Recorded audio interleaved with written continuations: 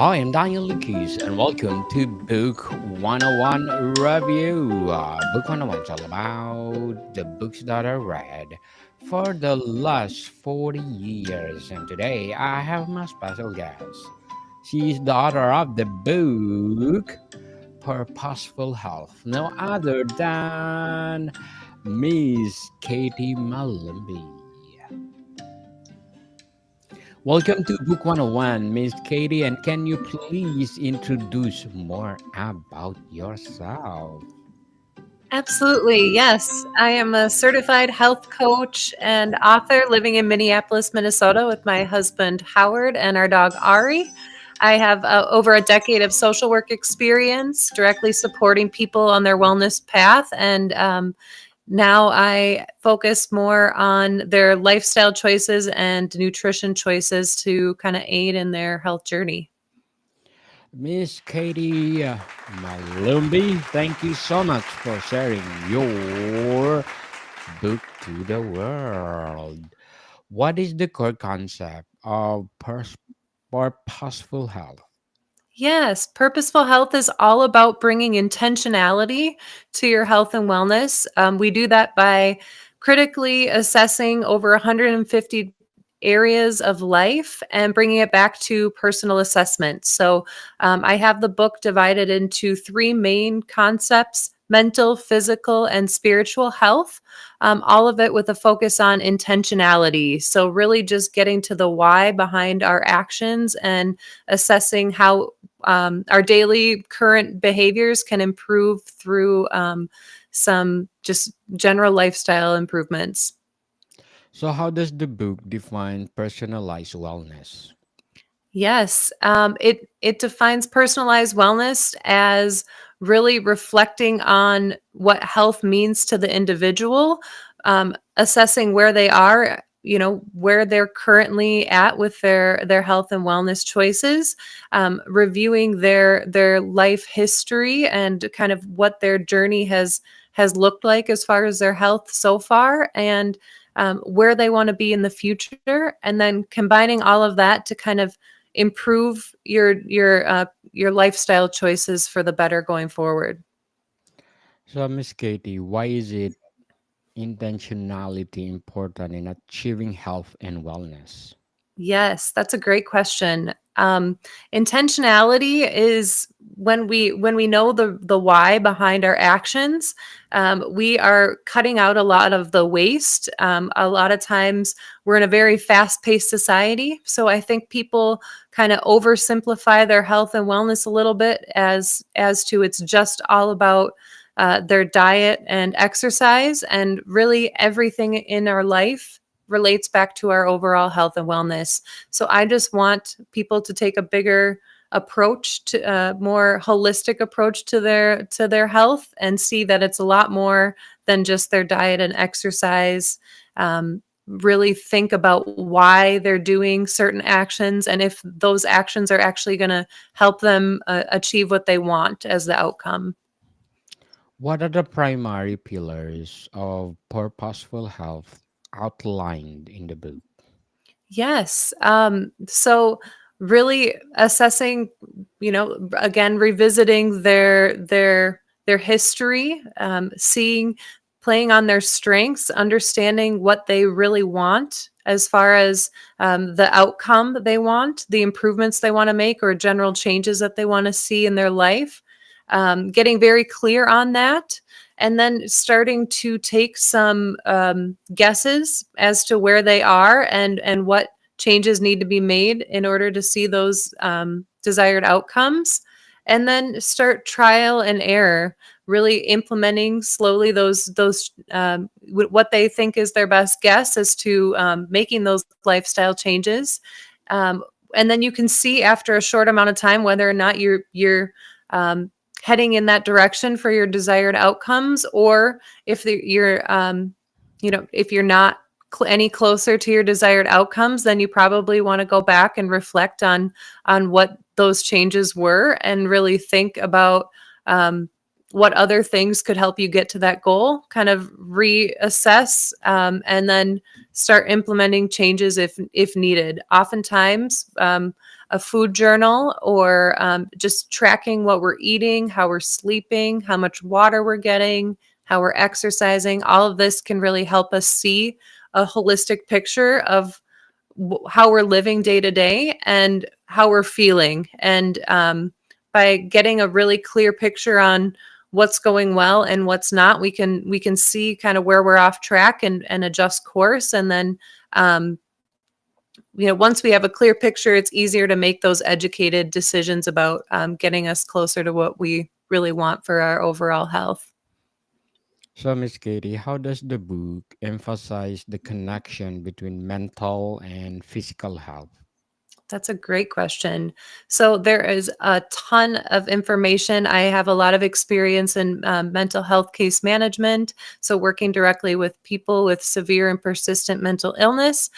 So I look at a personal accountability, your overall, how you're talking to yourself, your limiting beliefs. We examine several areas of mental health and several mindsets or core beliefs that can really help us on our health journey or act against us as far as our overall wellness. But we do touch on, from a cellular level, our cells do function differently when we're telling ourselves things that are negative versus positive. So it's been proven. There's research. Dr. Emoto did a lot on water molecules, and he saw that when he blessed water molecules, they behaved beautifully. There was a symmetry to their shape, and they responded to the blessings or positive affirmations. And then the water molecules behaved exactly the opposite. They went into like a chaotic structure. They looked very there was no symmetry. It was chaos basically when they were imprinted with negativity. So I hate you or negative feedback was given, the water molecules acted completely different. So when we think about how much our body is made of water, it's easy to understand that our bodies actually do respond to our input, our positive or negative thoughts and words. And we're constantly narrating ourselves through life. So just we overlook a lot of times how we're talking to ourselves because we don't have anyone else kind of in our head, but it can be one of the most our biggest advocate or our biggest adversary is really how we're speaking to ourselves. So we start with that, really assessing how people are narrating themselves and their lives, and then we go into a bunch of um, examples of really positive outlooks or mindsets, things that can be really helpful versus unhelpful when it comes to our outlook, our general disposition. Very well said, Miss Katie. Very well said. Thank you. So, in what ways does the book address the role of nutrition in personalized wellness? Yes, we touch on nutrition a lot. Nutrition is one of the pinnacles of our health. The things we're putting in our body, for better or for worse, are always impacting us. And oftentimes we can, our body's very resilient, so it can let us get away with a lot until all of a sudden we're in trouble. So it does stress the importance of a very nutrient rich diet, and stressing the importance of putting the nutrient content over the flavor as a priority, which a lot of our mainstream society has steered away from. With all of the artificial flavors and colors and dyes, we we tend to prioritize that that flavor right off the bat. And food can still be full of flavor, but it also should be rich in nutrient content as well. It should serve its function, which is to optimize our body's overall health and well-being. So if your food isn't doing that, though it might taste great, you're going to start you know f- seeing those consequences later on down the line. So I stress the importance of prioritizing foods that both taste good but also are packed with the nutrients that are going to do your body right. Yes, for sure. Delicious. And nutritious. And nutritious. It goes together. So, Miss Katie, how does the book help readers to create a realistic and actionable wellness plan? That's a wonderful question.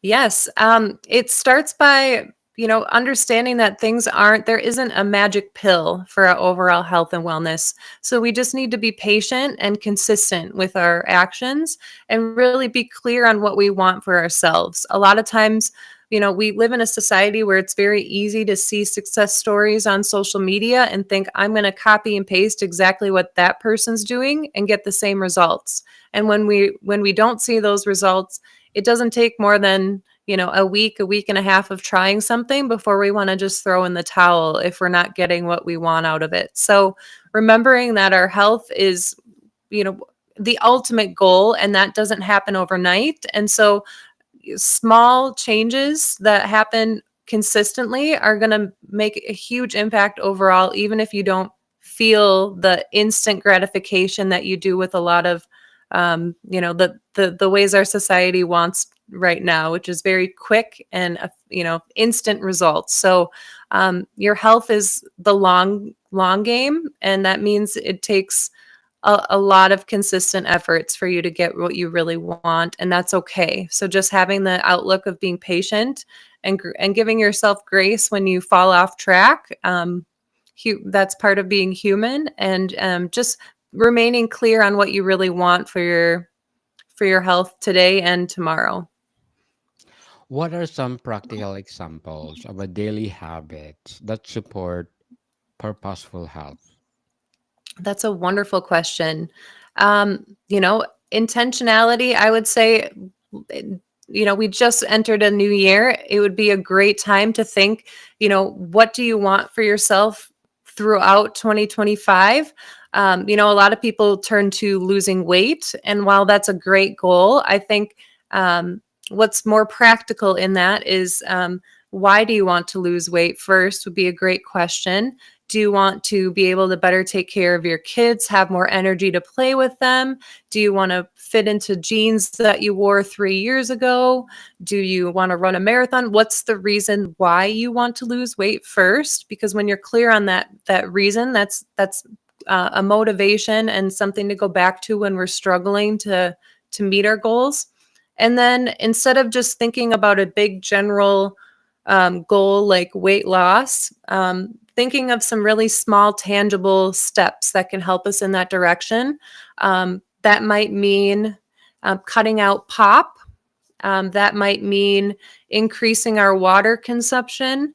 That might mean getting more quality sleep. And so, um, it's really easy when we think about something like, I'm just going to lose weight. And then you start going on that path, and then things don't work out exactly how you intend them to work out, and then you kind of just throw in the towel altogether. But when you think about the small, more tangible steps of, I'm going to just increase my water intake, I'm going to have better quality sleep, those are a lot more actionable steps to take. Water consumption is very easy to monitor. It's very easy to say, I'm not going to drink pop like I have been in the past, or I'm going to give myself an extra, 20 minutes of sleep each night. So rather than thinking of the big desired outcome, think of more the small tangible steps that are a lot more consistently realistic to hit every day. And they start to add up really quick, and that gives you more confidence to carry into accomplishing more of those health and wellness goals. Very well said, Miss Katie. Very well said. Thank you. What advice does purposeful health offer for overcoming setbacks and staying on track with wellness goals? That's a great question. We touch a lot on resilience and giving yourself grace. We talk a lot about using your past successes and failures as a learning point, not in any way to shame ourselves, but I think a lot of times, we all get stuck in ruts. We all experience failures in some way. And so, not letting those define our lives or be the story that we continue to have as our narrative is really important. And anytime you're feeling really like stuck in that cycle of just feeling like you're failing or you're not where you want to be, or you feeling like your goals are impossible to reach, just using your history of accomplishments and your past successes can really help you build that confidence and remind yourself that you are very capable of accomplishing what you want for yourself.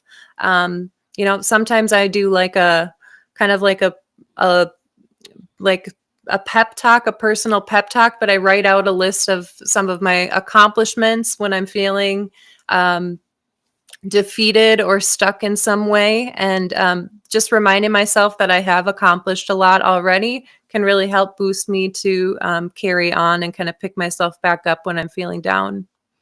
Yes, carry on, people. So, what will be your short-term and long-term goals in purposeful health as well as your writing? Yes, that's a wonderful question. So I plan to take purposeful health and implement it into more courses and like structured work for people to be able to kind of work with me and take the outline of the book and apply it directly into their health step by steps. And that'll be, both informative videos and more supporting documents, and then journal prompts. It'll be very interactive work for clients to really kind of implement everything that they're taking in from the book. And then, as far as my writing goals, I do want to expand on purposeful health into three main additional books. That would be Purposeful Mind, Purposeful Body, and Purposeful Soul. So that would be just expanded, more in depth books that focus just on those areas. Good luck to your goals, Miss Katie, and looking Thank forward you. for more books like this, empowering books. So, in Thank you. what ways does the book encourage a holistic approach to health, considering emotional, spiritual, and environmental factors? Yes, this book does very much touch on all of that. It's really designed from my experience as a social worker, and then now as a certified health coach, connecting with a lot of people that have been very defeated or felt very stuck in progressing in their health and wellness journey, and really tackling what's going on in the mind and what's telling you, making you feel like you can't be successful for what you want for yourself, and breaking up the huge daunting goals that we often set for ourselves and breaking them into very small achievable steps that can start to build that success and carry into achieving more that you want. So, Miss Katie, what is the most inspiring takeaway or message from Purposeful Health?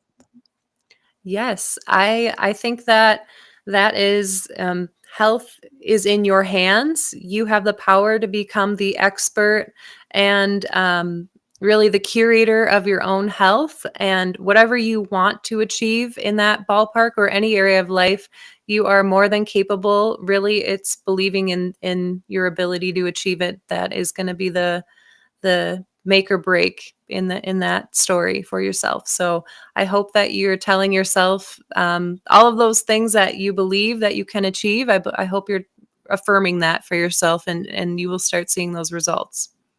Believe within yourself, people. That's the number one criteria. So, to sum up our discussion, Miss Katie, how can readers apply the lessons from Purposeful Health to create a long lasting impact on their overall well being? Yes, I would say first look at those three areas of your life and start thinking critically about where you are now, what your past looks like, and then seeing what you want for yourself in the future. If you can really take some time to reflect and assess what's been going on and what you're not happy with, you can clearly kind of connect the dots for what you want in the future and what needs to change or what needs to be kind of shifted in order to align with what you want in the future. So it's very achievable. It just, we're not going to snap our fingers or get lucky and stumble on to our best case scenario. So it really takes a lot of intentionality and clear outlines, clear action steps that align you to your goals. Miss Katie Malumbi, again, thank you so much for sharing your empowering book and looking forward for more empowering books like this. So can you please invite our listeners to support Purposeful Health? Yes, Purposeful Health is, you can find me online at purposefulhealth.com, purposefulpathhealth.com. I apologize. And then my Instagram is purposeful Katie or purposefulpath_health.com. You can find me on Amazon at Purposeful Health, an intentional guide to personalized wellness. Yes, people, let's support Miss Katie Malumbi because if you support her, as I said, more empowering books coming like this. So, Miss Katie, thank you for your time. Thank you so much for having me, Daniel. It's been a pleasure. Marticon people, see you soon.